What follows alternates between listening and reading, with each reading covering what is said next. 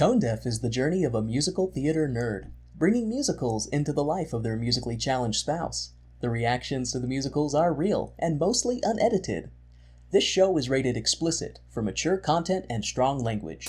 Now sit back, relax, and have a laugh. You're listening to Tone Deaf.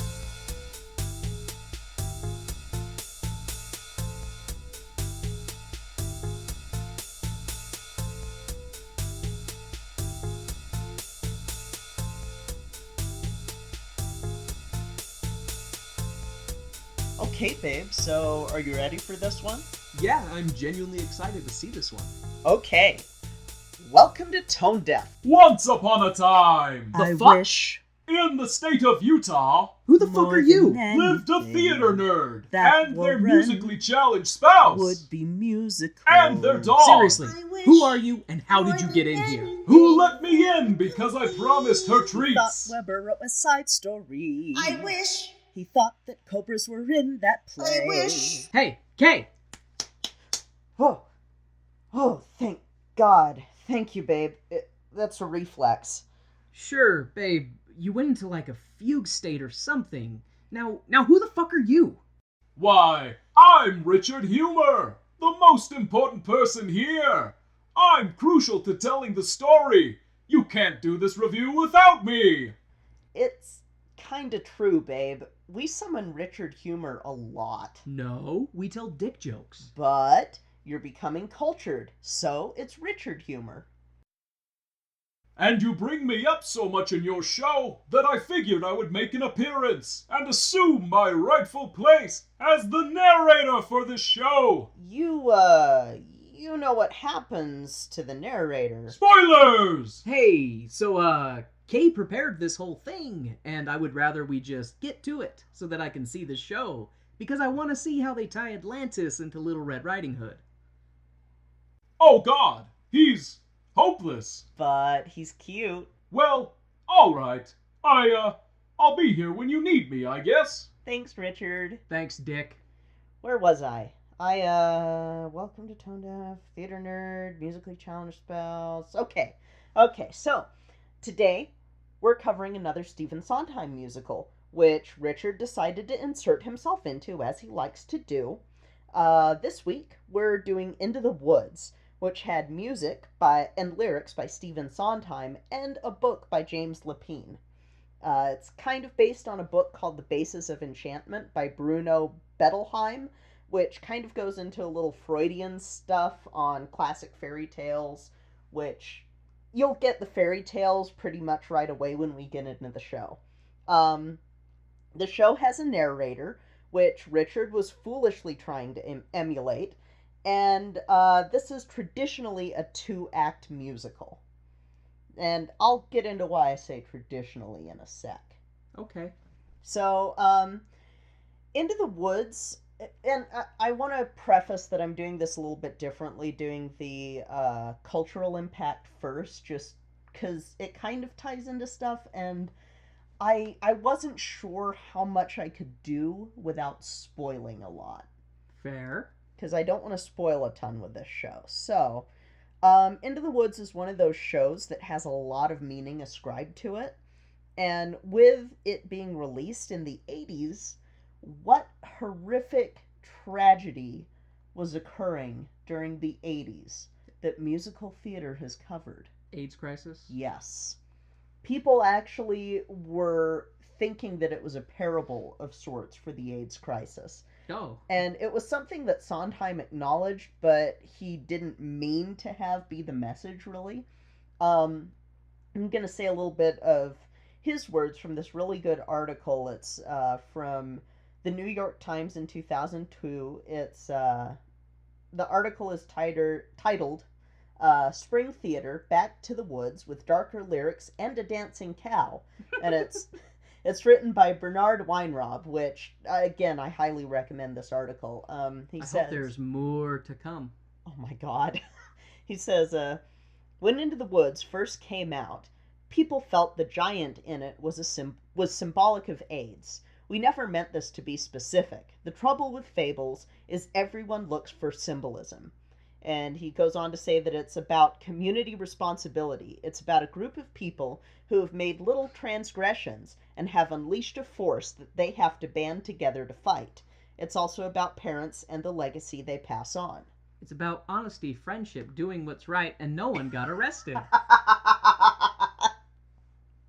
Oh, I'm glad that we can make light before we actually dive into the show. So, this is also a challenging musical, musically. I've heard from you and other people, like, with Sondheim, like, because you showed me that one spoof of Into the Woods that was done by Forbidden Broadway. Yes. And their criticisms of him are basically just, his lyrics are really wordy, and he tries to stuff as much words into his lyrics as possible. Because his shows... The shows don't have really catchy tunes, necessarily.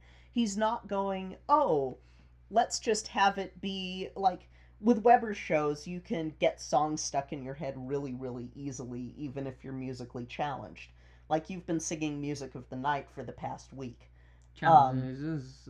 With Sondheim, you don't get that as often. Like, you only had the Demon Barber of Fleet Street stuck in your head for a little bit, the Ballad of Sweeney Todd. Yeah. But it wasn't as pervasive for you. Well, which is true. I mean, even groups that I like, I have to hear songs, you know, a dozen times before the lyrics start to cement themselves with me. So when we watch a show, or if I listen to show tunes or something, like I still don't get stuff stuck in my head. I would almost say that the reason that Do Re Mi got stuck in my head so bad is because she was teaching fucking children. She was teaching children, and my childlike brain went, oh, I can do this. So, dear. So, this is with his shows, and especially with Into the Woods, it's complex as fuck. Just to perform? Just like for performance, the way he wrote it, he has ridiculous rhythm in this show, because instead of it being more of a lyrical, like the songs being more melodic, as they say in the song, the song's rhythm goes more like you're speaking rather than like you're singing. So, which that just seems so weird when you're singing. Like, how do you sing but speak without being William Shatner? Yeah, and so you have to have really talented performers in order to do Sondheim shows. Like, Sondheim shows are hard, and this is one of the harder ones. This one and another one that I really like that we're gonna do at some point, not this month because I promised we wouldn't have a theme. It's a funny thing happened on the way to the forum, and that's another show that has a lot of really complex stuff in it. And you tell me that, and I just think someone walking up to their computer, getting ready to get on a message board, and something happens. A funny thing happened on the way to the forum. I got banned. He has a lyrical singing, or he has where was I going with that? Good Lord, I got off of my notes. This is why I don't write as complex of scripts, because I like to go off script, and then I'm like, where the fuck am I? Shit, where was I? Fuck me sideways. Okay. So there is a motif that plays throughout the musical that you'll probably pick up right away, especially because I've been exposing you to music and musical theater, so you'll be like, oh yeah, I know this motif. I get what they're saying the whole time. Well, I'd be like, man, this should be a less teeth, because there's too much mo. No motif. So, let's talk a little bit about the history now. The show was first performed in December of 1986 for a 50-performance run at the Old Globe Theater in San Diego. And this production was in a bit of flux throughout, because they were trying to figure out the right tone for the show. This was essentially a workshop run. Oh, okay. So almost like Rent. Almost like Rent, except for that Stephen Sondheim Is still lived to alive. change things. And here's a fun fact that will be important later. The Three Little Pigs were originally in the show before they were taken out because there's already so many stories, Stephen. Stop it. So did they take them out and make them part of craft services then? Shit. God damn. That was dark. Well, from what I've heard, the yeah, show is no, pretty dark. You know, that would... I think killing pigs to eat them is the least dark part, probably. Because, I mean... You're not wrong. So, one of the best songs in the show, though, was added during this time. The song, No One Is Alone. And it was added during the middle of the run. Oh, God, that sounds like a stalker's anthem. No one is alone when we are following them home. Yeah, it's very much not a stalker's anthem. It's in the second act, which is the notorious... we'll get into the second act a little bit more in a bit. Yeah, no spoilers, Kay. So, this had a few more runs and incarnations before it finally hit Broadway. And, in fact, it was postponed from its October date because Sondheim still needed to fine-tune some things. One of the things that they talk about in another article that I found that I'll talk about a little bit later was a song for the witch that's in the second act. And it's kind of a nice showcase for Bernadette Peters, who just... Mwah! So, Into the Woods opens on Broadway on November 5th, 1987, and it runs until 1989 in September. And the review that I was talking about that I would really highly recommend, you can get it from the New York Times archives. It's called A Fairy Tale Musical Grows Up, and it's written by Stephen Holden.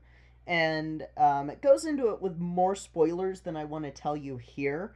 But as they state in the review, they were debating on which second act to do for the show, because like I said, the second act is a downer, and they were still trying to figure out what they were going to do with the second act.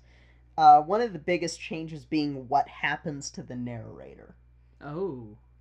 So they eventually went with the original San Diego ending for the Broadway run, and Bernadette Peters ended up having to duck out 5 weeks into the run because of prior engagements, but she returns for the filming of the musical for the PBS American Playhouse, which is the version we're going to be seeing, and it stars most of the original Broadway cast. So did they keep Dick or cut the Dick?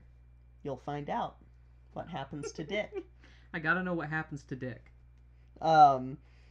There also is a U.S. tour in 1988, and that one ran for 10 months. Okay. And then there was a London run in 1980 that adds another song, not 1980, good lord, they're not time traveling. It was so popular, they jumped backwards in time. Good God. 1990, I can read.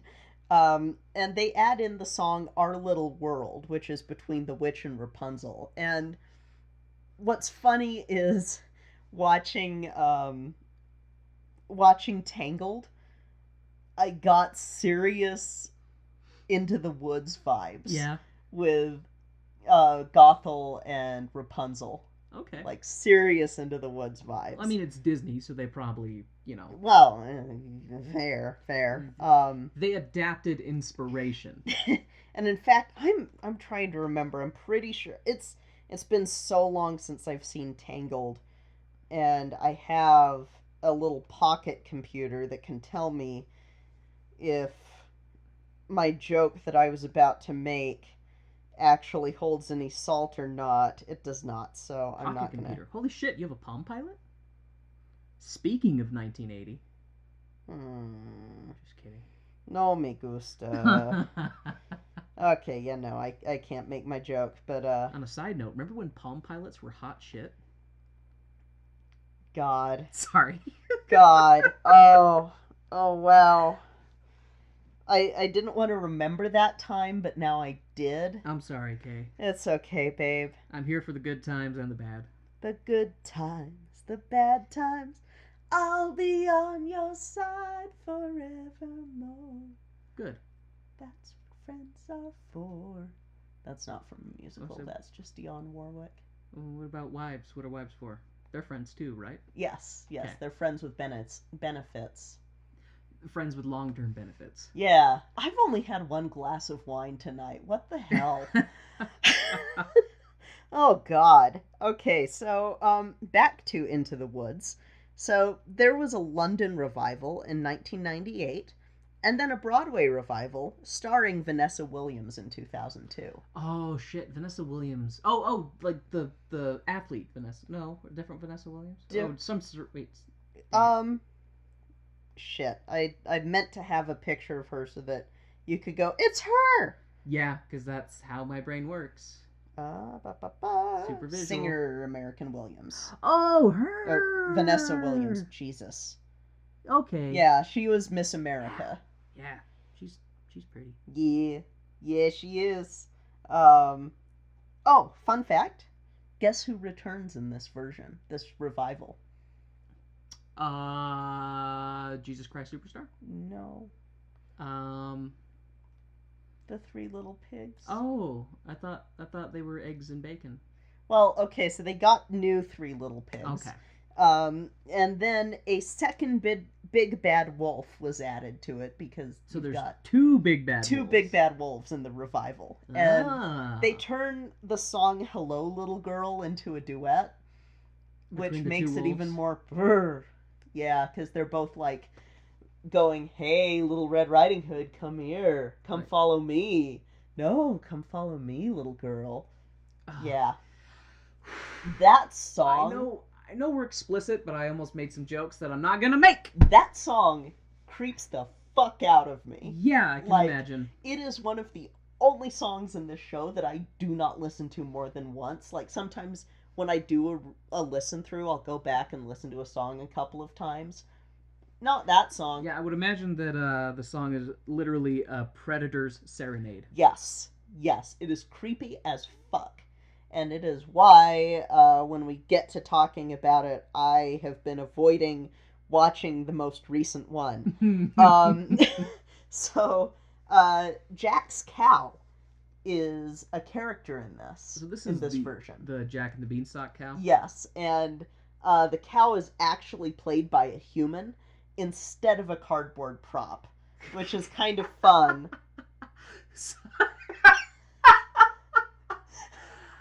Oh, I love that because I'm just picturing people on stage carrying, come on, Bessie, or whatever. It's going to be great. Milky White. Milky White. Which makes sense later, why it's called Milky White. Because the cow gives milk. That's the reason, yeah. That's okay. A reason to name the cow Milky White. But, yeah, so that was one of the biggest changes. Shit. Babe, do we need a pause? Nah, I can edit it out. It's probably a package. So, this show has been performed lots of places, and there's even a junior version that removes the second act, which, sure, don't let the kiddos end a show with something super fucking depressing. There's also a 2014 version that we'll probably cover someday that didn't have all that promising of a review in my mind on Slate. I remember when that came out in theaters. Yeah, it removes important things, and our coworkers' review of it at work made me really glad that we aren't watching that version, because you don't fucking take out the narrator, and you don't take out... Yeah, they took out so much stuff. But, we'll watch it eventually. I just wanted you to see this version first. Understandable. Hey, there's someone at the door for you? Says it's important? Oh, it's the witch next door. What? Yeah, she can come in. One sec. Hey, we're recording a show because my husband has no culture. Of course he has no culture. So, what do you wish? It's not what I wish. It's what you wish. Nothing happening up there. The witch next door wanted to tell them that she had put a spell on their house. What the fuck? Why are you still here? In the past, when your father wasn't even a twinkle in your grandfather's eye, your great-grandfather had the most unusual craving. He took one look at my gorgeous property and decided to power his home with wind, nothing but wind. Gales, tornadoes, microbursts, and hurricanes. He planned the site, but it wasn't right, 'cause I caught him in the winter in my field one night. He was bulldozing, vandalized, digging up my apple trees and plowing up my honeybees. I should have laid a curse on him right then. Could have made him into a frog, or a can, or a hen. But I let him dig in the corner. There was nothing there, and I told that Warren that his life I'd spare if he promised to put wind power into my lair, and I'd call it square. I thought that I had been more than reasonable, but how was I to know that his blasted windmill would tank my property values? And when I complained to him about the windmill cancer, all he could do was tell me, buyers beware. He assured me everything was fine, so I laid a little spell on his family line that the third Warren will be uncultured swine. So, I'm assuming this can be undone? You wish to have the spell undone? Well, then I'll have a little fun. Watch into the woods and let me know. 1. Who wrote the music for this show? 2. What is the main motif? 3. Which actress voiced Rita the cat? 4.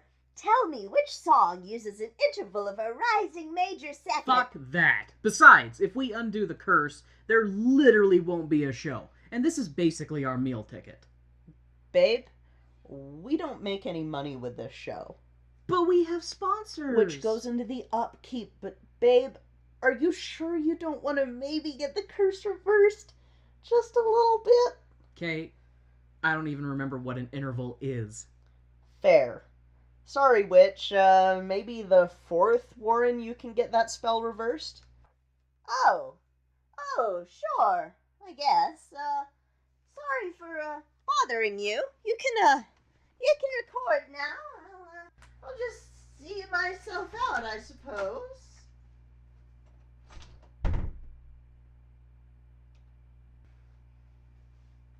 But babe, we aren't having kids. I know. I just wanted to fuck with her. So, shall we go watch Into the Woods? I guess we have no choice. Yay!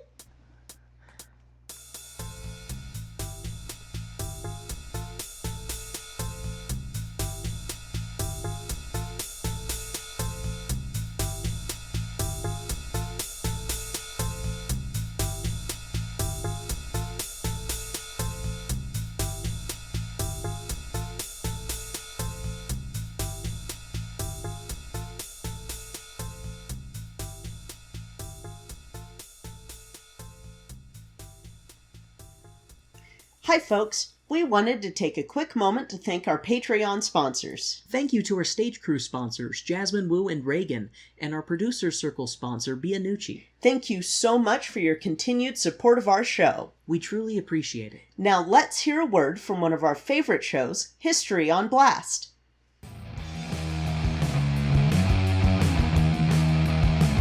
Hello, and welcome to History on Blast.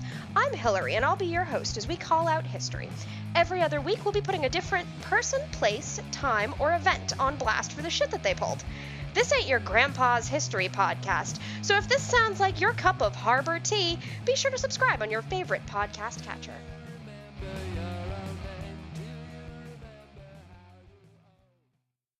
And now, the lights are going down and the music is starting back up, so let's hop into the second act of the show.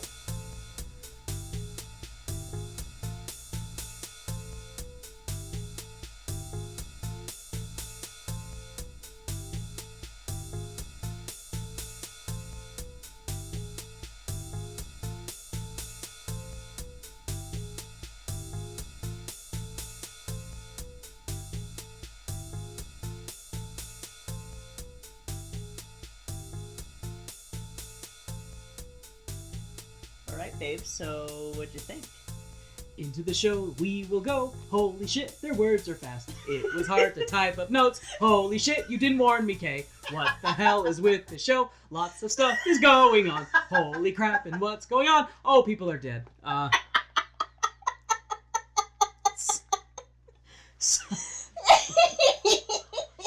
We have a new winner on Tone Deaf, a theater nerd's guide for their musically challenged spouse, in terms of how many fucking notes I can take in a show. Yeah. I was impressed. I only had to have you pause the show twice. I know. I didn't have to have you pause the show the first time until we were almost at the intermission. Actually, it was at the intermission. Yeah, so I'm impressed. You know what? Tone Deaf is helping with your words per minute. No, it really is. I've noticed at work, I'm like clackety-clack with emails now. Yeah. I'm like, send, next. Like, this shit's nothing. I have to type notes on musicals now. I have to try and keep up with Sondheim. God damn it, Sondheim. Maybe we shouldn't do a Sondheim month. Hey, I don't know. Sprinkle him sparingly. My poor wrists and fingers just can't handle it. Oh my god. You're terrible, Kay. You're terrible. You're terrible. You don't laugh like that unless it's a sex joke. Get your mind out of the gutter, Kay. This is a theater podcast. This is highbrow stuff. And poor Dick, he won't be making an appearance again. No. At least not in this show. No, Warren threw him at the giant that was outside the house. Well, yeah, it was a giant. Were you getting ready to do something? I wasn't. I sure as hell was not. You're like, no, giant, I don't want any of your shit. It's like, hey, Richard, make yourself useful. I figured that, if we ignored the giant, then they would have gone away. That's how it works with everything. Giants are not like house cats. Damn. They're more like house flats, okay? Too soon. So this show was really good. I can see why you were excited to review it. I am disappointed, though, because there was no hidden city of Atlantis. There was no attempt to even try and find Atlantis. All they did was go into the woods and have bad things happen. I mean, first good things happen, but then bad things happen. Bad things happen when you go into the woods, is what I've learned from this story. And that's why I don't camp. Yeah. So this show is probably the first one we've done where the name is a little bit more accurate. Well, I mean, Phantom of the Opera. Cats. There's a phantom in an opera. Cats. It's about cats. Jesus Christ Superstar. It's Jesus Christ. He's a superstar. Yeah, but there's tanks and jet Does planes. he think? So they don't. That doesn't count. They negate themselves with that. Fair. Sweeney Todd was about Sweeney Todd. Well, the Demon Barber of Fleet Street. Nowhere was it mentioned about meat pies. If you're British, you know that. Just because I'm of British descent does not mean I know shit. Okay. I have a shit ton of notes, so we better start going to get through this. Into the Woods opens up, as expected, with Act 1, and a bunch of peasants refusing to pull themselves up by their bootstraps, and are instead complaining about what they don't have. All this, I wish.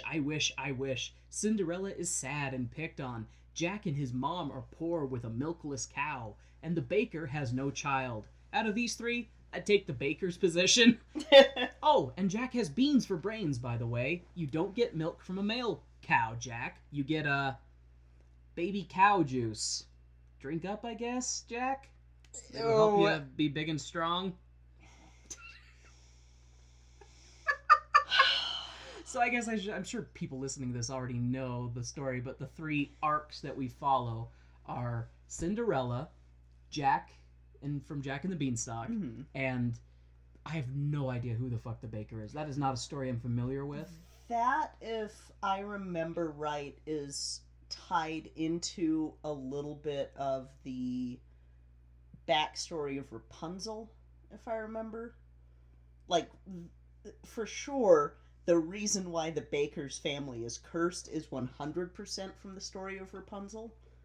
But Okay. yeah. But yeah, so we have a baker and his wife, Jack and his mom, and then Cinderella and her stepsisters and horrible stepmother. And the other best character in the show, because she has her story tied into it too. Little Red. Oh, and Red. Oh, duh. How could I forget that? And Red. So there's four arcs that we have to deal with. Count them. 4 fucking arcs in 4 sets of main characters that Sondheim decided I had to take notes on. Thanks, Sondi. Why do you think when we were talking about it and I mentioned that the 3 little pigs were originally in it, I threw some shade? Because there's enough. There's enough in if this. they had gone to Atlantis, would you have been able to follow up with the notes at all? I could if half of the cast drowned along the way. if by act, because Act 2 was a little bit easier to take notes on, I'll say that. So Cinderella wants to go to the king's ball and dance in front of the prince. We all know how that goes. Jack's mom wants him to sell the cow, who is named Milky White. Little Red Riding Hood goes to the baker to get goodies to take to her grandmother's house. Red is a bit of a klepto and swiping cookies left and right. Careful, Red, a wolf might have a sweet tooth. After Red leaves the baker's house, the witch from next door shows up to develop the backstory and explain why the baker's wife is barren. Turns out, the baker's father stole veggies from the witch's garden to appease his wife. But as the saying goes, happy wife, cursed for life by a pissed-off witch who sure likes her veggies. Oh, and something about special beans which were stolen. Have they looked in Jack's brain? Pretty sure something's rattling around in his skull. After the witch delivers her cackling exposition, she flies off on a chair, as witches are wont to do. Jack's mom gives him a reality check, saying they have to sell the cow and and that someday Jack will have a real friend. A piggy, Jack says. Someone just take him out back and send him to Old Yeller already. Oh. The witch gives the baker a grocery list of curse-curing items. A cow as white as milk, a cape as red as blood, hair as yellow as corn, and a slipper as pure as gold. All the 4 different characters' arcs harmonize about how the woods are not scary. They're just trees, which are made of wood and have a bark like dogs or wolves. Ow! Will this story turn out, I wonder? The narrator talks about a branch that Cinderella planted at the grave of her mother, but due to how much she cries over it, it has grown and become a mighty tree. Cinderella talks to her mother tree, which turns out to be haunted with the spirit of her mother, who is still looking out for her daughter, and bestows upon her a dress so that she can go to the festival/ball/balls of the prince. A random old guy shows up to ask about Jack's cow and scoffs at the 5-pound price of it, saying that he'd be lucky to trade it in for a sack of beans.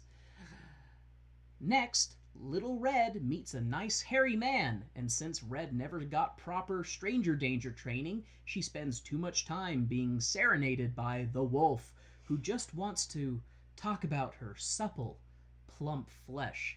Oh, and the wolf has a dick. An obvious dick, complete with him hip thrusting towards the camera, so I can get a good look at his furry dick. This is the worst song. Yay me. Thanks, Sondomizer. That's the worst song in the show, and you can see why. It is. I had no desire to see the 2014 one. Excuse me. I know that the song is supposed to be him, like, wanting to eat her, but it really rings of like a pedophile song. Remember too, though, that the book that this kind of has a basis in is a bit Freudian. So I never read any of the original Grimm's fairy tales, and part of that is because it's not 100% based on the Grimm's fairy tales. It's that book that I told you about, I told you about it. Funny thing happened on the way to the woods? No, I told you about it in the first half of our show. Sorry, that was an eternity ago. Yeah, it's a psychoanalysis of fairy tales that I was telling you about. Oh, okay. I do remember you talking about that. Yeah, that's what it's based on. Well, still. But they sort of go more into that than the basis of enchantment. That's what it's called. The basis of enchantment? Yes. But it goes, oh, here's a Freudian analysis of fairy tales, and Little Red kind of leans to rape. Yeah, she does. Okay. And so that's why it's sort of like the wolf's gonna rape her, and I probably won't change the first half of our episode, peeling back the curtain here, because I had forgotten to tell you that the roles are double cast. You did and I tell had me mentioned that during the show. So the wolf is played by the same actor as Cinderella's prince, which becomes sort of they're tied together a bit. That makes sense for later things. Yes, it does, and that's kind of the same as with the granny, Little Red's granny and Cinderella's mother, and then a character later being voiced by the same person as those two actors, or as that actress, and then the narrator playing another role as well. So lots of multicasting. Yes, and it's done with a purpose this time, rather than like, hey, we don't have enough people to fill the roles. We don't want to hire more actors. Everyone has two parts. Yes. Yeah, in this case it was Sondheim going, I have a plan with this. And he has a method to his madness. Method to your genius. The baker is lost in the woods, but luckily his wife shows up to keep him on track. When the baker happens across Jack and Milky White, who wants more money than the bakers have, the baker's wife decides that they need to lie to the young man and swindle him out of his cow. Poor Jack, he sure does love Milky White. Like, Jack... I think my favorite characters are probably Red and Jack, but for completely different reasons. Yeah. I love Red because of her sassy attitude. And she's fucking crazy. Well, okay, we'll talk about that later. But Jack is just so, like, Jack, he's simple Jack. He is simple Jack. Yeah. And he loves his cow. He loves his cow, and he just wants his cow to be his friend. He doesn't care if he's starving and they don't have anything to eat. His cow is his friend. And I'm just like, oh, poor innocent Jack. Poor, dumb as ditchwater Jack. They are great characters. Completely devoid of any brain cells, Jack. But big-ass heart. Yeah. The bakers argue about the morality of lifting a curse by deceit.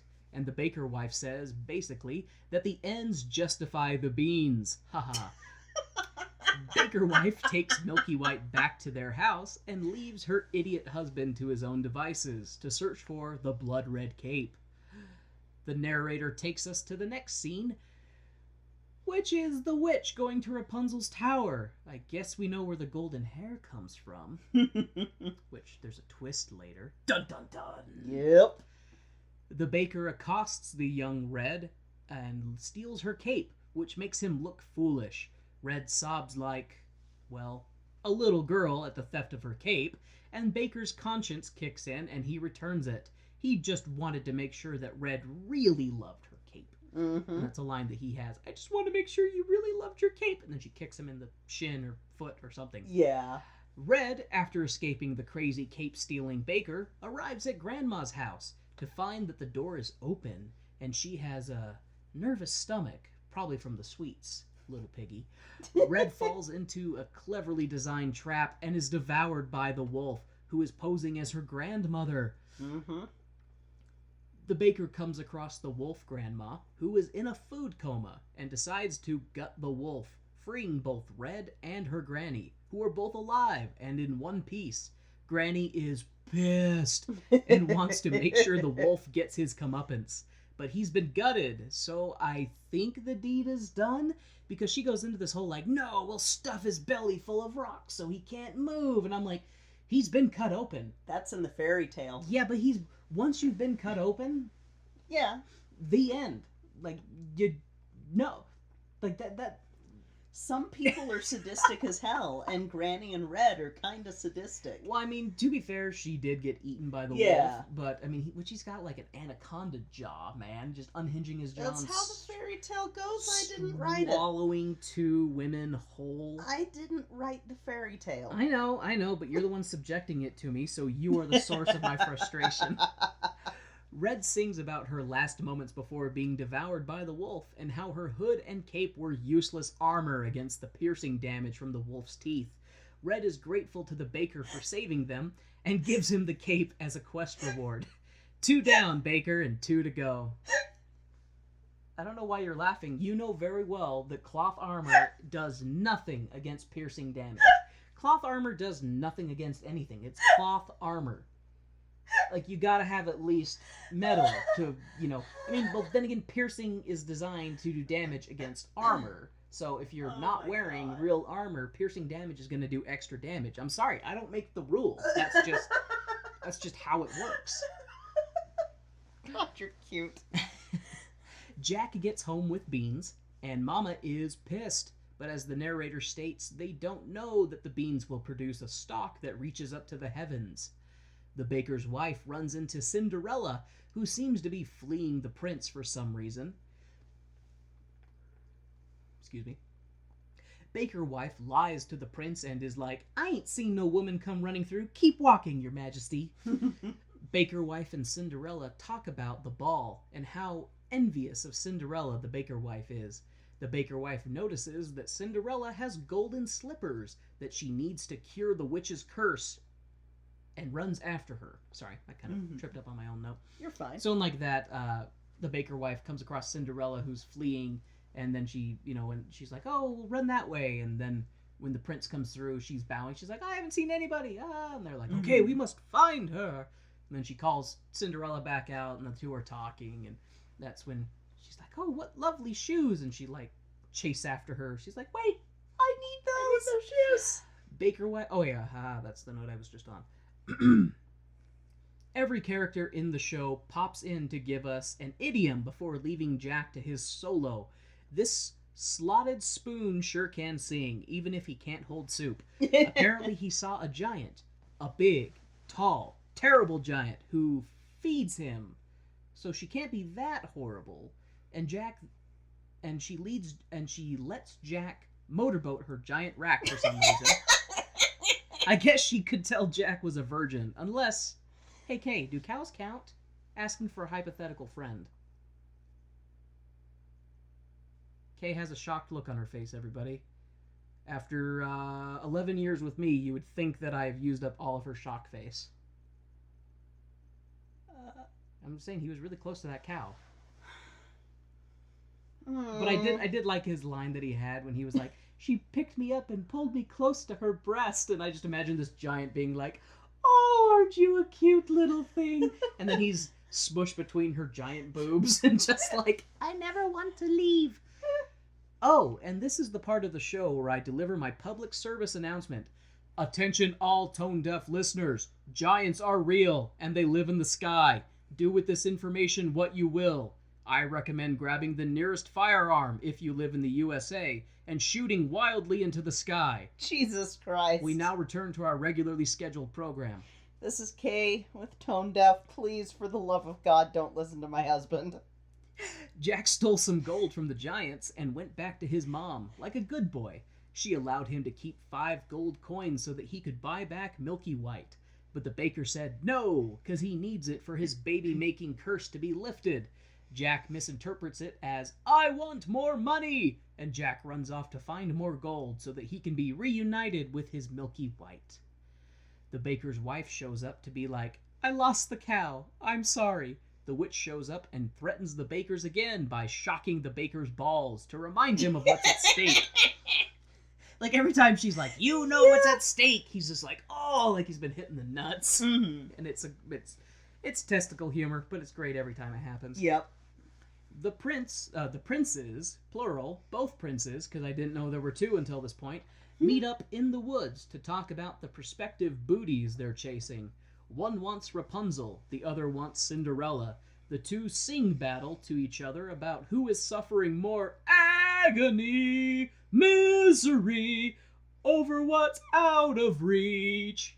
I know that's not right. Get off my nuts. The princes conclude their I Want a Girlfriend song and depart. The baker's wife is ready to approach the princes for a good old royal spit roast, but decides she has best go after the golden-haired girl. She runs into Jack's mom.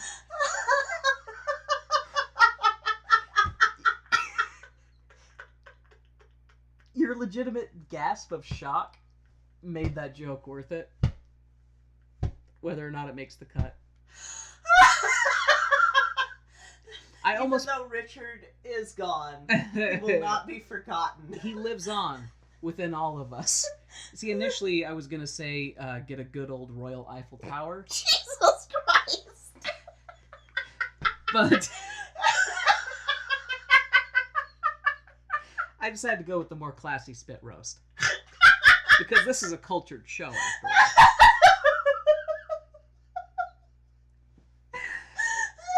So, the baker's wife runs into Jack's mom, who is like, have you seen my dumbass son? He's an idiot, but he stumbled across gold in the clouds after climbing a beanstalk. The baker finds Milky White and rushes off, leaving the old man who's shown up a few times to talk to the witch and be like, I'm here to make amends, revealing to me and my very good smart brain that this old man is the baker's father who stole the witch's veggies and made the curse happen in the first place. Fuck, there are a lot of characters and arcs to keep track of in this show. Baker wife finds Rapunzel's tower and tricks her into letting down her hair. Baker wife slices off a scarf's worth of hair and rushes off before running into Cinderella, who is fleeing the prince. Apparently Cinderella is worried that her true identity will make the prince not love her and that she will be out of place. I need to make a correction. Her hair was not sliced, it was pulled. Oh. That shit was pulled out. That's even worse. Yeah. That's even fucking worse. Like, oh, God. God, she pulled out so much hair, there's probably a chunk of scalp attached to it. Yeah. Jesus. Okay. Thank you, Kay, for keeping me honest. The prince shows up and Cinderella rushes off, followed by the prince and Cinderella's sisters and stepmother. Baker shows up and sees his wife, who is like, hey, I have the corn hair, now we just need the slipper. We have 1 day to do it, and I want my damn curse-free baby. And the baker sings about how he was wrong and that his wife has come through for him. Baker wife seems to be preheating the baby oven, if you get my drift, as she's getting fire lit in her baby maker by the new man her husband has become, and the mood is enhanced by him giving her a flower. The two of them are gonna bang like a drum. No! Jack shows up and has a golden egg from the goose he stole from the giants, and he demands Milky White back, as he's paid a substantial amount for his friend. The shock of all the back and forth kills poor Milky White. Or old age. Rip, Moo. Rip. The bakers argue about who is at fault, kinda, and they decide to divide and conquer. Baker goes to get a new cow, and wife goes to get the golden slipper. The witch confronts Rapunzel over her prince-scapades and how she was planning to leave to be with her prince. The witch begs to Rapunzel for her. The witch begs to Rapunzel for her to stay with her, isolated in the tower with no stairs or doors. Hey, a thought. You two are talking while in the woods. If the only means of accessing the tower is Rapunzel's hair, how do you plan on getting the two of you back in the tower? Is there a secret passage that you could use instead of trying to break Rapunzel's neck every time you come home? Or can you levitate like you did at the baker's? Or shit, the witch cut off all of Rapunzel's hair while I was speculating. That's rude. So she sings to her, I can't remember exactly what happens in that scene, because she's singing to her, like, stay with me, the world is dangerous, you don't know what's out there. And then Rapunzel, like, falls into her arms, you know, and is like, oh, I'm sorry, mother. And then she's like, you need to learn your lesson. And then she cuts off her hair. Yeah. That's pretty much what happens. Okay, just making sure. It's like the fairy tale, because Fairy tales are fucked up, man. Yes, they are. Oh, hey, it's Baker, and he's totally not revealed dad, who asks the riddle, when is a white cow not a white cow? And the baker is like, what the fuck are you on, brah? The old man laughs and is like, go buy a cow, and throws the baker some money. Jack approaches Red, who is sporting a snazzy new wolfskin cape and a knife, and pulls it on Jack. Understandably so, she was eaten alive by a wolf after all. She now has a healthy amount of stranger danger. Jack shows off his hen that lays golden eggs, and Red is like, bitch, please, that egg did not come out of that hen. Where did you really get it? Jack is like, there are giants in the clouds who have a magic harp that plays the most beautiful music without anyone needing to touch it. Red is understandably skeptical, but I don't get why. Just today, she's had a conversation with a wolf who ate her whole, and she was cut out of the wolf completely unharmed. A giant in the sky with a hen that lays golden eggs seems only slightly more strange. The prince went back for another tower booty call with Rapunzel, but the witch cast a level 5 cockblock on him and knocked the prince into a thorny bush where he was blinded. Tough break, bro. Cinderella comes on moments after the prince rushes.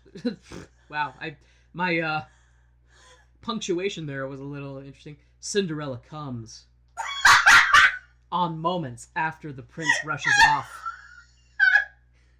And she sings about how she feels mixed up and that she wants to be there, but she feels she doesn't belong, and she's worried that the prince won't really love her, and that asshole put pitch on the stairs with the express purpose of catching women.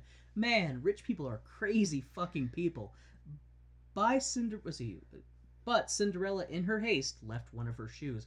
Wow, I was typing so goddamn fast. There is all sorts of autocorrect spelling errors in here that I'm having to, like, try and recorrect in my brain as I'm reading it. What were you going to say? No, never mind. Okay. Just remind me about pitch later. I will try. If you don't already have that in your notes, that is. I do later because it's important. Awesome. Baker wife tracks down Cinderella and begs for the shoe and offers a bean in exchange. Cinderella is like, bitch, no, I've already lost one shoe. My feet cannot handle this. Baker wife offers to trade her shoes so that she can run faster away from the prince of her dreams. The prince's henchman, who I learned later is the steward, snatches the shoe from Baker wife, but the prince is like, I coated the stairs in goo, so we have a shoe. Let the poor peasant have their golden shoe. To which there is much rejoicing on part of the bakers, because I think that concludes and they have all of their stuff. Well, we think so. A massive crash happens.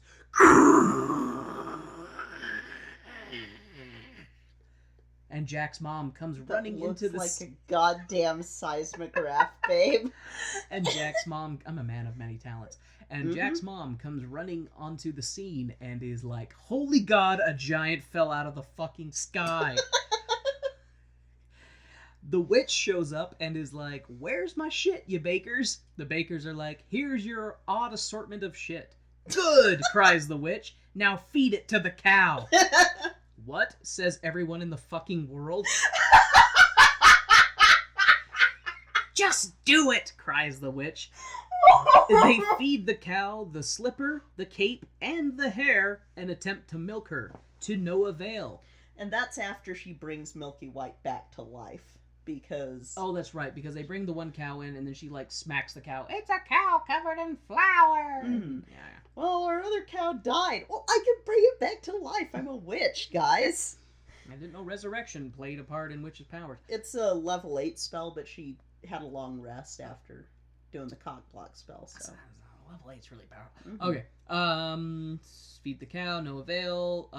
It turns out they gave wrong ingredients because Baker Wife took Rapunzel's hair for the golden corn hair, which the witch has touched. And apparently the magic rules say that is a no-no. They feed the cow the corn instead, and for some reason are able to milk it. Because of the corn silk. That doesn't, but they said hair. That's just a type of hair. hair. The color, like, I thought that was the stupidest plot hole, like plot loop in that. It's fairy tale logic. Exactly. It's fairy tale logic. We have beans that grow stalks and harps that play themselves and princes who mac on sleeping women. So what else is odd in this world? Okay, anyway. Wrong ingredients. Okay, so the witch drinks the milk and transforms into her former self, which was hot. Mm-hmm. Jack and his mom are rich on account of all the gold Jack stole from the giants. The prince is looking for the maiden who fits the golden slipper, and in desperation, the evil stepmother mutilates her daughters in an attempt to make their feet fit the slipper. But blood is a thing, and the prince notices. Cinderella is eventually found to be the one who fits the slipper, and at her wedding to the prince, birds fly down and peck out the eyes of the stepsisters. So I apologize to anybody listening to this show who has never seen Into the Woods, because they're going, Warren is just bouncing all over the place. There's no rhyme or reason to what's going on. Yeah, that's the show.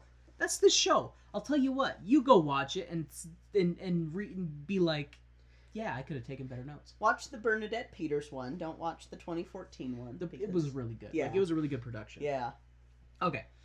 Rapunzel apparently got knocked up by the blinded prince and had to give birth to twins by herself, and was wandering around in the desert, singing, as single mothers in fairy tales are wont to do. The blinded prince finds her via her voice, and Rapunzel's tears cure his blindness, which is a convenient plot device. The witch shows up and is like, come on, come live with me, Rapunzel. We can be happy like we once were. Rapunzel is like, fuck off, you crazy bitch. I have a handsome prince and 2 children. I kind of have my hands full, and I can't deal with any of your bullshit right now. The witch gets pissed and tries to cast a spell. But she's beautiful now. Her magic doesn't work. Hey, Kay, would you rather have magic powers but look like you fell out of an ugly tree and hit every branch on the way down than the tree fell over on your face? Or would you rather keep your beauty and have no powers? There's got to be a middle ground. Nope. I want the ability to wiggle my ears but still look okay. No, it's all or one. You either get the power to put curses on people so that they're infertile, but you look like you were hit by a truck, or you just get to keep your same pretty self.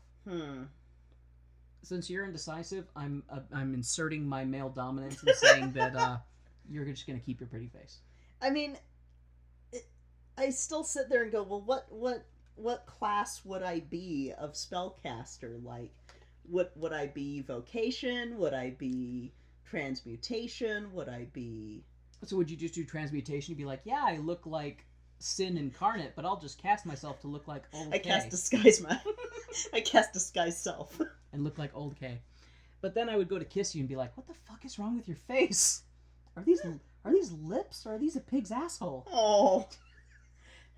Oh. But think about it this way, like, having magic powers, anytime someone cuts us off in traffic. You know, that might be worth it. I'll just make you wear a paper bag the whole time. I'll just draw a face on it. Do like in Deadpool with...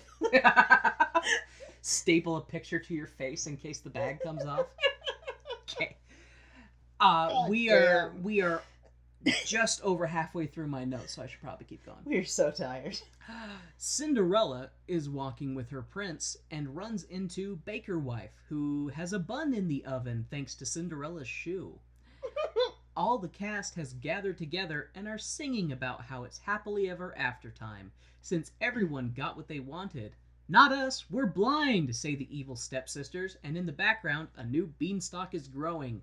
Up, up and up into the sky. Intermission.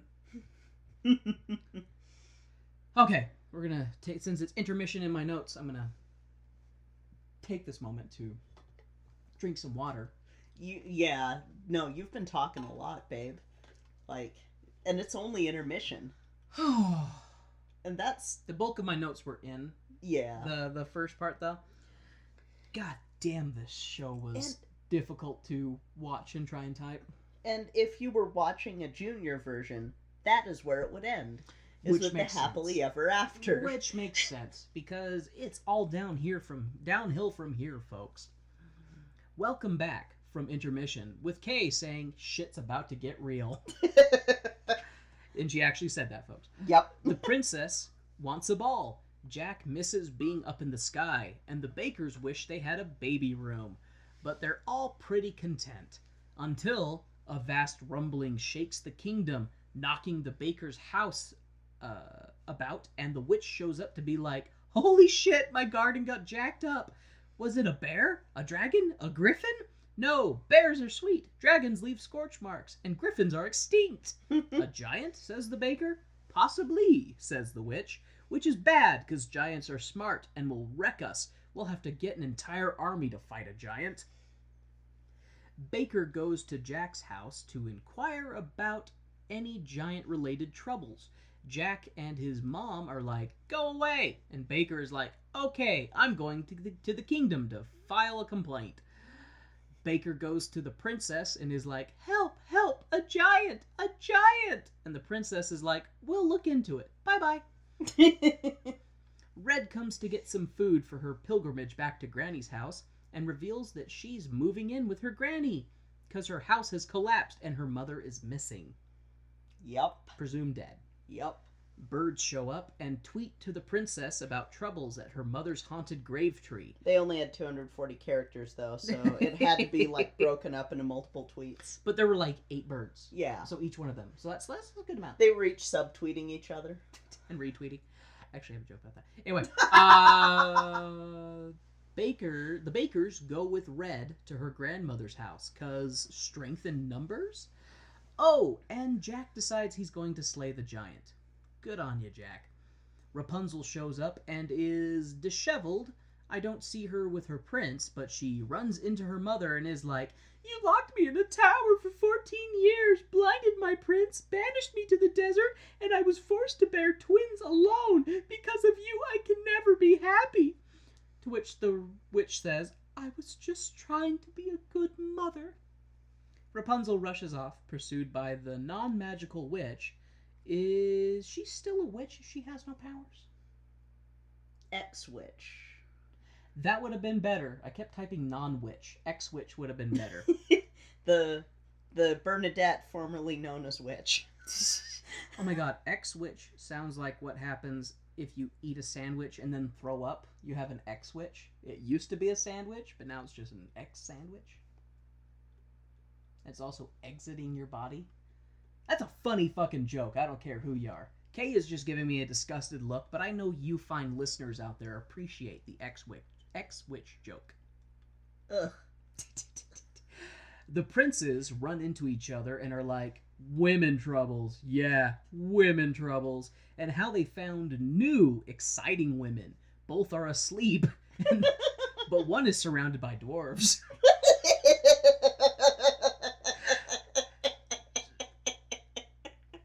Yeah, the princes in that scene, like, the princes are both despicable, because it's like, we have our beautiful wives that we love, but we're men, and we want more. We want to have mistresses. Stories converge as the Bakers and Red run into the royal steward, and the royals fleeing the castle, which has been beset by the giant. The non-witch rushes into the group, as well as the giant, who turns out to be a woman, who is understandably pissed off at Jack for asking for shelter, then stealing from them, then murdering her husband. Mm-hmm. Everyone looks at the narrator and thinks to offer him as a sacrifice to the giant, but the narrator tells them that he is needed to tell the story, but the witch is like, "Here he is! Here's the boy!" and thrusts the narrator towards the giantess. Because the giantess is nearsighted. Because she's nearsighted and forgot her glasses. But to the giantess, who is like, "This is not the boy!" and kills the narrator. Jack's mom shows up and is like, "You get out of here! Our life has been rough too. Your husband's body was hard to dismember and bury." The royal steward knocks Jack's mom on the back of the head and breaks her skull, which results in killing her. Jack's mom is dead. The giantess is not happy and steps on Rapunzel. The non-witch is very upset with the death of her daughter, adopted daughter, abductee, and she sings about how no matter what you say, children won't listen or learn from your wisdom. Trying to guide them, they still won't listen. Maybe you should try socializing them instead of keeping them locked away in a tower that is only accessible by you pulling on their fucking hair to climb up. The royal family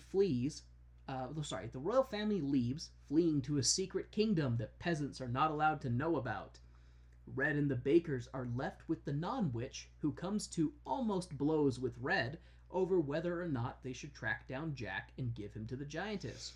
Red is against it, but the non-witch is for. Sorry. I got a pain in my side. Okay. Everyone splits up to find either Jack or help with killing the giantess. Baker wife runs into Cinderella's prince, who is a creep and macks on the baker's wife. He's taken with how brave she is. And of course, anything can happen in the woods, like infidelity or death via crushing. The prince keeps kissing Baker wife, and she keeps falling for him, then being like, "No, I shouldn't." But the prince is not used to women denying his charms, and he scoops her up in his arms and walks off screen. Fuck you both. Baker rushes into Cinderella, who is grieving at her mother's broken grave tree. The baker is like, "Yo, there's a giant wrecking shit." And Cinderella is like, "I'm sure the prince will deal with it." "Nah, he's likely cheating on the princess." "Wait, you look like the princess, but dirty." "Holy shit, you're the princess. I'm so sorry. I'm sure your husband is a faithful man and is totally not shoving his tongue down my wife's throat." Baker is able to convince Cinderella to come with him, as there is safety in numbers, as well as a higher kill combo potential for the giantess. Oh, hey. Kilimanjaro. Yeah, pretty much. Oh, hey. Multi-kill. Oh, hey. Cinderella's prince grew bored of Frenching the baker's wife and decides to leave her, leaving her holding her hairnet, wondering what the fuck just happened. Baker wife pulls herself back together and is like, "The moment has passed. It's time to leave," but she realizes she's a little lost.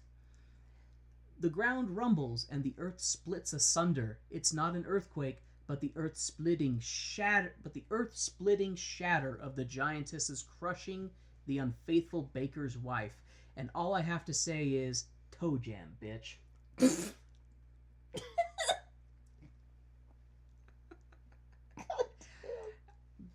Sorry. It's one of my hot buttons. Yeah, no, that was just great.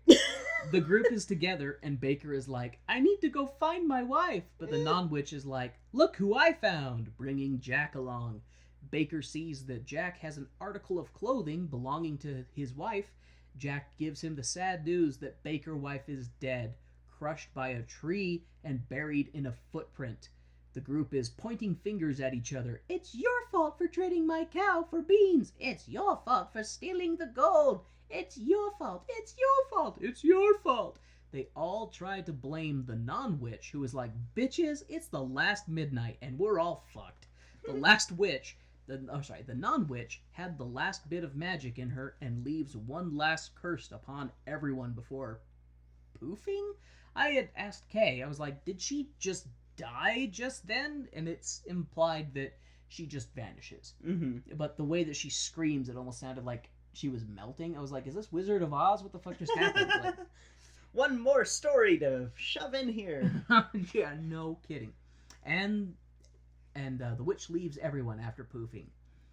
Everyone has a bit of self-awareness and is like, this could have been prevented. Jack is like, my wife... Oh, wait. this could have been prevented. Jack is like, my wife is dead. Well, okay, I guess I did that right. I did that wrong.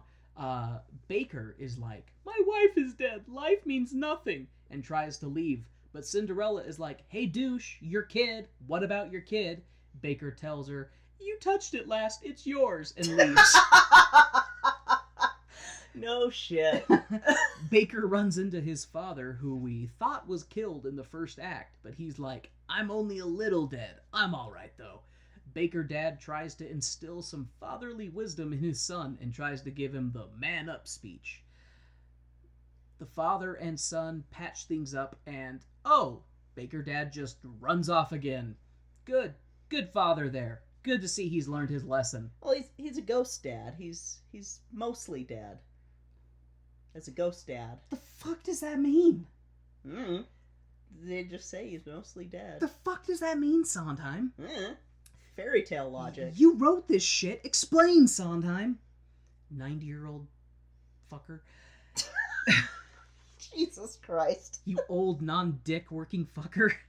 Baker sings, the children. Won't someone please think of the children? To which Cinderella shows up and is like, here, take your little pant pisser. Cinderella's birds show up and give her the day's tweets and retweets, letting her know that her prince is a dirty cheat. Cinderella is like, I don't care. We need to find a way to kill the giantess.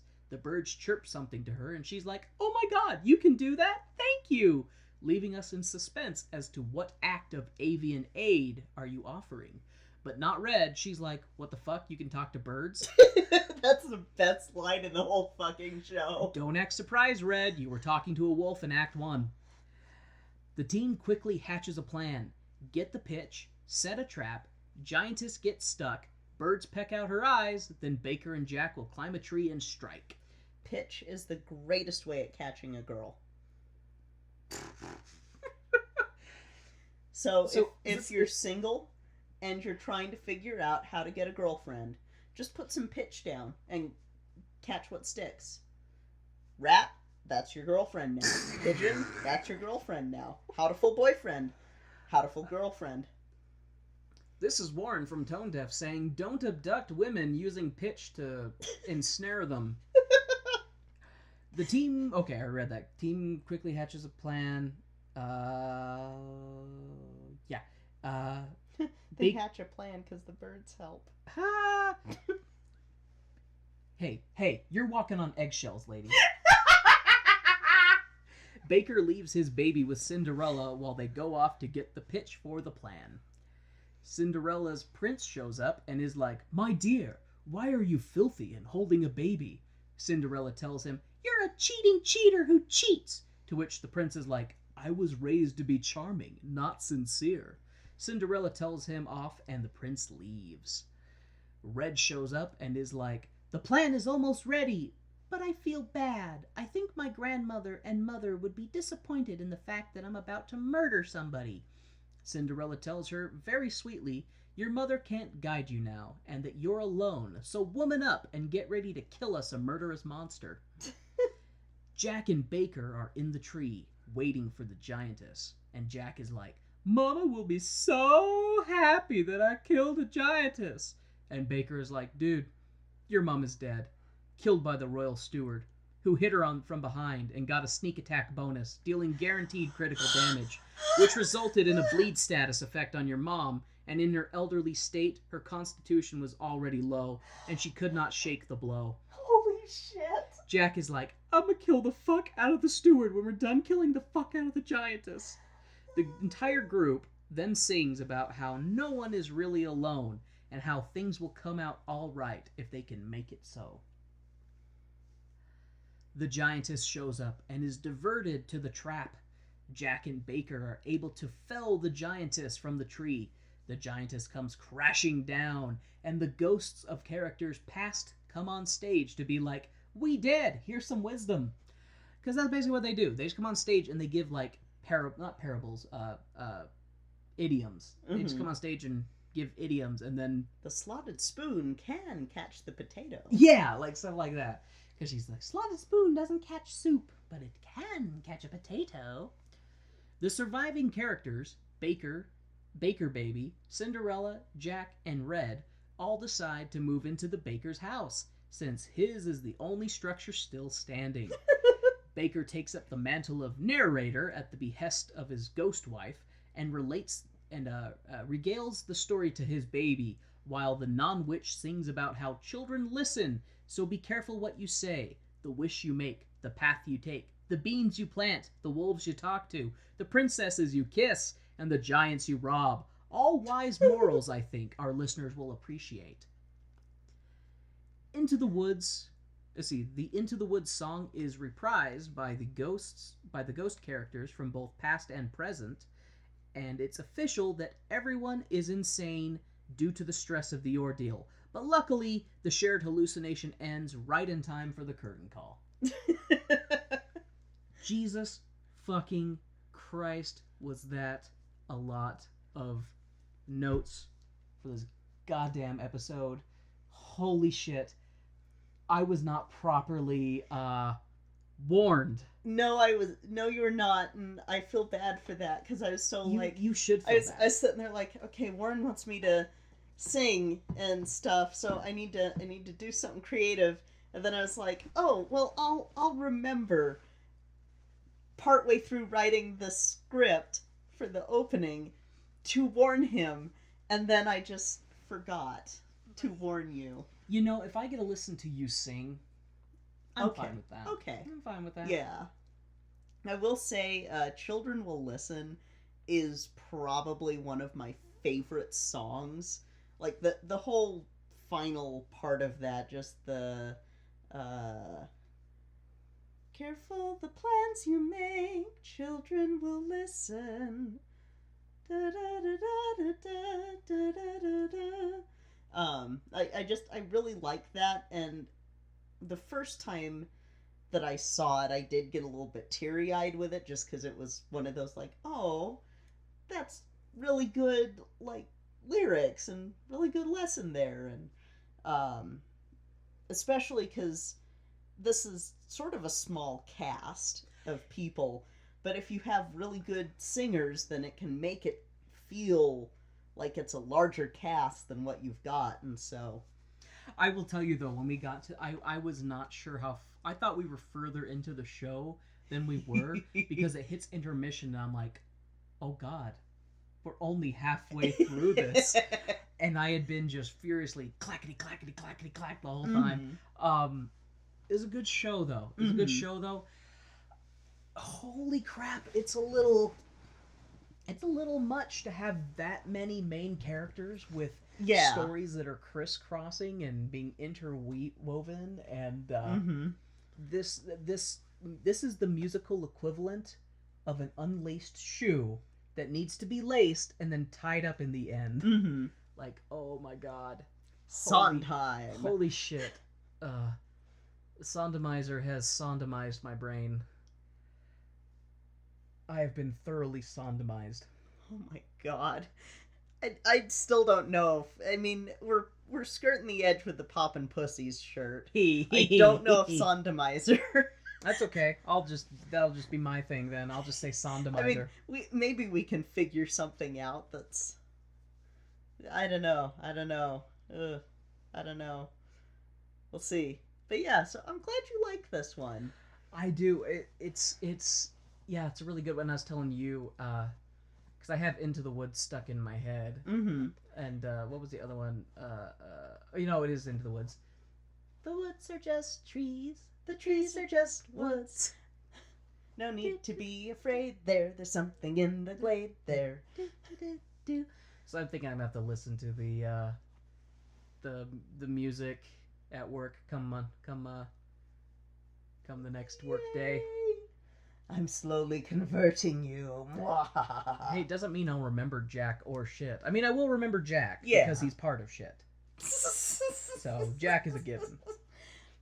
It's funny though how, other than Urinetown, the only shows that you've been like, hey, I want to listen to the soundtrack at work, have been Sondheim shows. Well, I guess true. I did listen to Sweeney Todd. Well, it's not that it's the only one I want to listen to.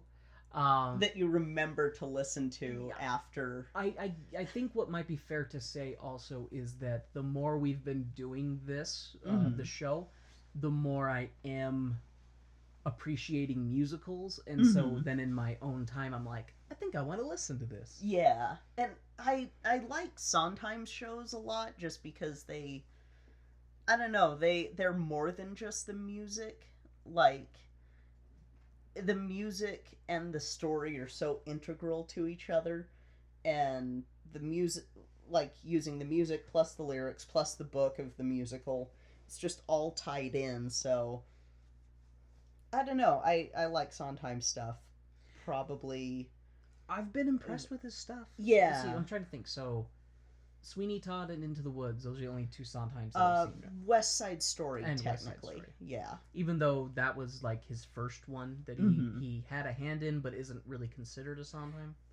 It is. Okay. It is. It's just, it's more of like a collaboration of all these greats and future greats. With greats for the time as well as fledgling greats who are coming into their own. Yep, that Oscar Hammerstein just sort of pushed out of the nest going, "Fly, my little Sondheim, fly.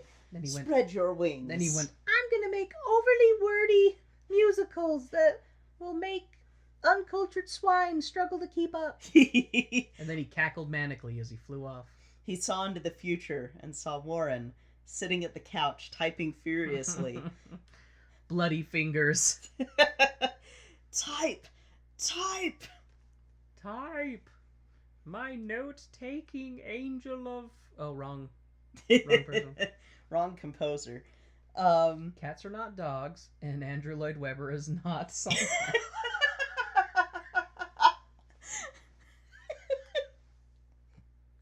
I mean, I can see, kind of, because you've got these two greats, I can kind of see why you would think Weber wrote. No. I was going to say, you're just trying to rationalize in your head why you married me. It's okay. It's okay, Kay. That cute face. You make me smile. That butt. Then she mouthed something else, but I won't say what it was.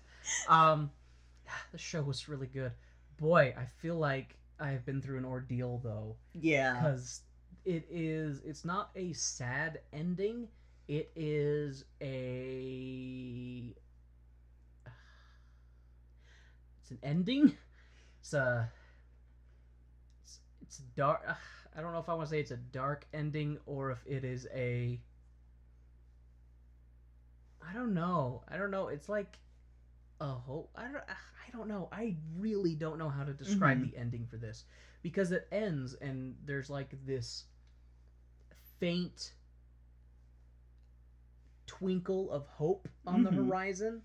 Because it's like we've just been through this whole ordeal. There's people who are survivors. It's like these characters have been through this terrible ordeal and they've come out on the other side. They're like, we are a family now. Like all of us together are a family now. As he says, the light is getting dimmer. I think I see a glimmer towards the very end. So that's one of the lyrics. So it's like, shit sucks, but hey, there's a glimmer of hope. We're not all dead. You're not dead. I'm not dead yet. We're getting better. Yeah, I'm so glad that you like this one. We'll do the 2014 one at some point. I thought about doing it next, and then I remembered it was No Theme November. We don't want to turn No Theme November into Accidental Sondheim Month. Yes, because, no, I legit was sitting here like, okay, let's do Sunday. Nope. Nope. Can't do that one. Can't do that. Damn it. So, yeah. Yes. Oh, God. So the next time we do a Sondheim show, I'm going to say, prepare to get Sondemized. Holy shit. Oh, God. Did our listeners enjoy tonight's Sondemizing? Oh, Jesus. Do you look forward to future Sondemizing? Oh, God. Sondheim will be here on Tone Deaf. theater nerd's guide for their musically challenged spouse, who is also a filthy swine. So, are you excited to know what's next? Is it an Atlantis musical? No. Is there an Atlantis musical? Don't think so. No. Though that's a challenge for someone, not Disney. Disney, keep your grubby hands away from Broadway. You've already done too much. Disney has too much power. They do. You know what, Weber? I rag on you, but I think that you need to claim your territory. Take Sondheim with you. You guys claim your territory on Broadway. Tell Disney you can't show up here. Oh no, because if they try to do that, the mouse will just kidnap them and Sondheimize them all. In the basement of the Disney castle. Ah! What's your problem now, Weber?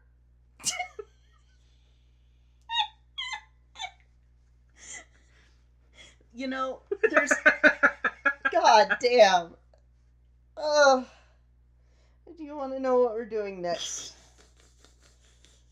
I would love to know what we're doing next, my darling. So, I had to kind of, like, weigh and balance which show we were going to do next, because it was between a couple.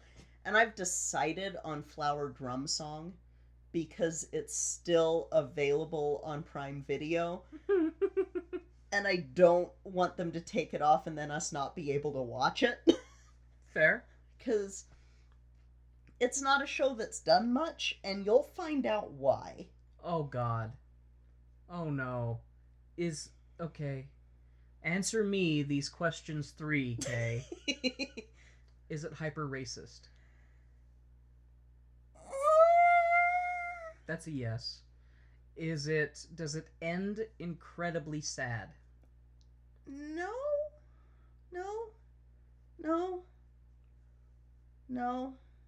That's a yes. God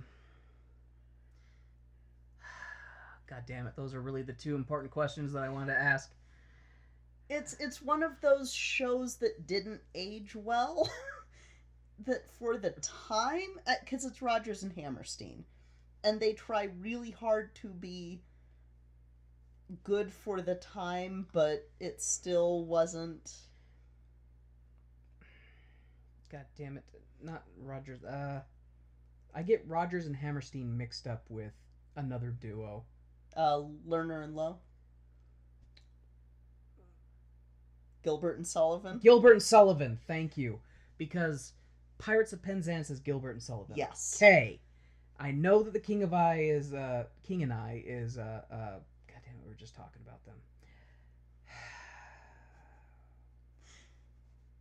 It's that curse from the witch. It's that fucking curse from the witch. Your great-grandfather shouldn't have built that windmill. God damn it, but that's what he was known for in California's.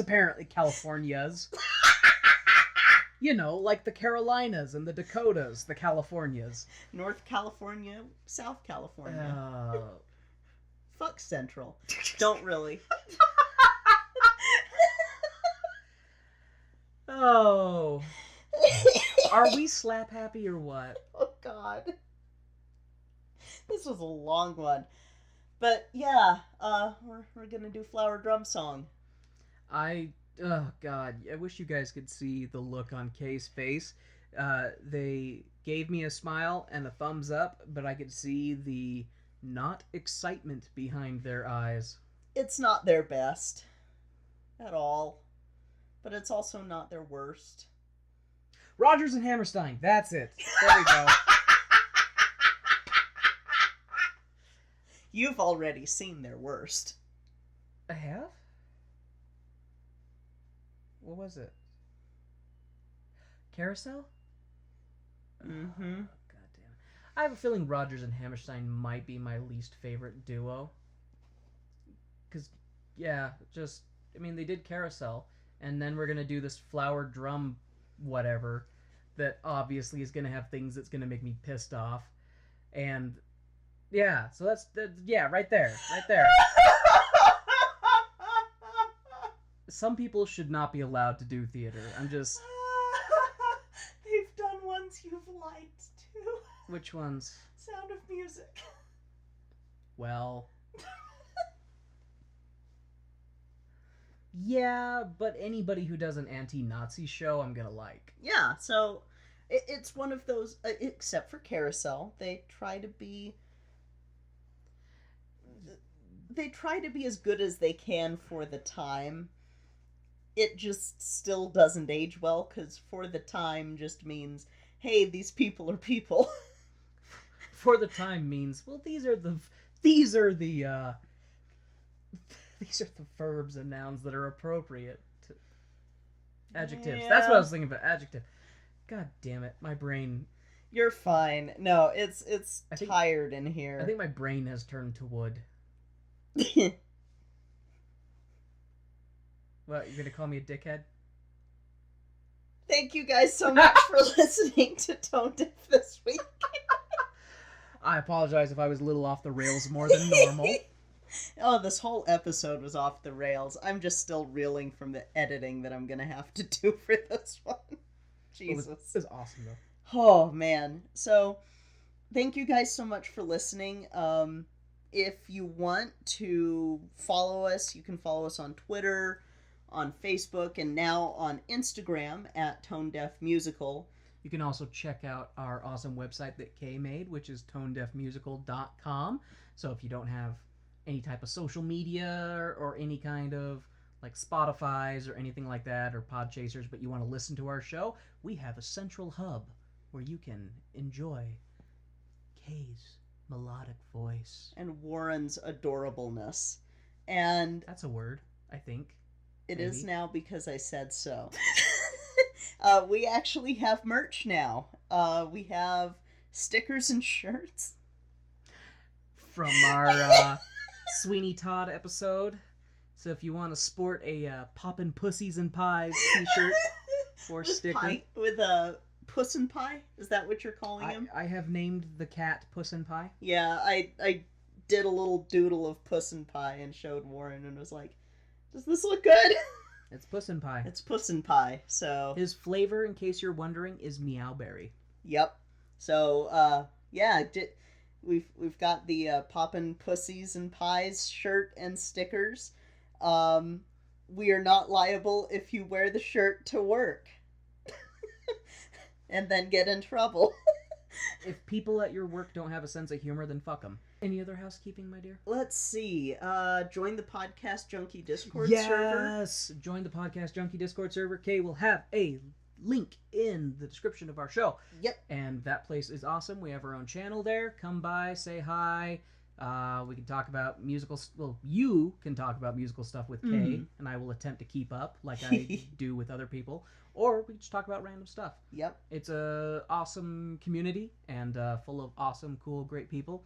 And I'm super glad that Kay discovered it and that we have been welcomed there. And I want to thank Zach, different Zach than the one that runs Podcast Junkie. Though I also want to thank that Zach too.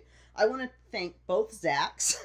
Double Zach. Both Zach Ald, because he created this amazing community of the Podcast Junkie server. And also a different Zach, who is the one who introduced me to that server from one of the Adventure Zone servers. Because yeah, okay. So that was thank you both Zachs. Thank you Zach and Zach. It's the Zach Attack. The Zach Attack. And then yeah, we love hanging out on there, and if you want to discover other podcasts, it's a really great network. We've finally caught up on the podcast Sage and Savant, which I highly recommend. That's a audio drama that's steampunk and awesome, and there's also Pomegranates and Pitchforks. Private Island presents Up All Night. There's a newer one out that is Me, My Demon, and I that's really funny. Yeah. Yeah, there's a lot of really good shows. There's a lot of really good shows out there, you guys. I have barely scratched the surface because it's a little daunting with how many shows are out there. But all the people there are so friggin' nice, guys. So join that Discord server. If you want to go above and beyond and support the show, you can join our Patreon. It's Tone Deaf Musical on patreon.com. And we are going to try and get our Oil of Olay episode up soon. Things got kind of crazy towards the end of the month, so it didn't get up, but it will get up. God damn it. God damn it, I walked right into that one. Oh. I prefer if you backed up into it. Jesus. That'll be it for this week. I'm Kay. I'm Warren. This has been Tone Deaf.